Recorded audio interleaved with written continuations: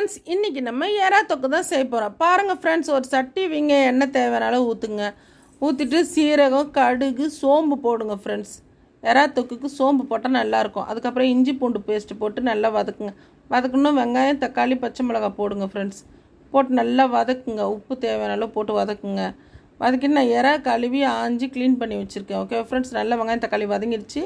இஞ்சி பூண்டு பேஸ்ட்லாம் போட்டேன். இப்போ பாருங்கள், மஞ்சள் தூள் போடுறேன் தேவையான அளவு, மிளகாத்தூள் தேவையான அளவு போடுறேன். போட்டு லாஸ்ட்டாக இறக்கும்போது கொஞ்சம் மிளகுத்தூள் போட்டு இறக்கிடுங்க ஃப்ரெண்ட்ஸ். அப்போ தான் இந்த காரம் கரெக்டாக இருக்கும். ஓகே ஃப்ரெண்ட்ஸ், பாருங்கள், இதை நல்லா போட்டு வதக்கிட்டேன். நான் கொஞ்சம் தேவையான அளவு தண்ணி ஊற்ற போகிறேன். தண்ணி கொஞ்சமாக ஊற்றுங்க, நிறைய வேண்டாம். தொக்கா நிறைய இறா தான் ஆஞ்சி வச்சுருக்கேன். கொஞ்சமாக தண்ணி ஊற்றிக்குங்க. எண்ணெய் பிரிஞ்சு வரணும் இறாவை போட்டுட்டு. பாருங்கள், போட்டு நல்லா ஸ்லோலியே வச்சு நான் மூடிடுவேன். மூடி நல்லா சுண்டை வச்சு எடுத்தோன்னா அந்த எண்ணெய் மேலே வரும். ஓகே ஃப்ரெண்ட்ஸ், நீங்களும் இதேமாதிரி செஞ்சு பாருங்கள் ஃப்ரெண்ட்ஸ். எப்படி இருக்குன்னு எங்களுக்கு கமெண்ட் பண்ணுங்கள். எங்களுக்கு கமெண்ட் பண்ண தான் தெரியும் ஃப்ரெண்ட்ஸ். நீங்கள் சும்மா பார்த்துட்டு போயிடுறீங்க.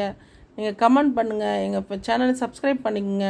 எங்கள் வீடியோ ஃபுல்லாக பாருங்கள் ஃப்ரெண்ட்ஸ். ஓகே ஃப்ரெண்ட்ஸ், எங்கள் வீடியோவை நீங்கள் பார்க்கவே மாட்டேங்கிறீங்க ஃப்ரெண்ட்ஸ். பாருங்கள், எறா தொக்கு ரெடி ஆகிடுச்சு. நல்லா சுண்டி வருது. ஸ்லோவில் வைக்கிறேன் நான், எண்ணெய் மேலே வரும். ஓகே ஃப்ரெண்ட்ஸ், பாருங்கள், இதேமாதிரி செஞ்சு பாருங்கள். ஸ்லோவிலே வச்சு செஞ்சிங்கன்னா டேஸ்ட் நல்லாயிருக்கும்.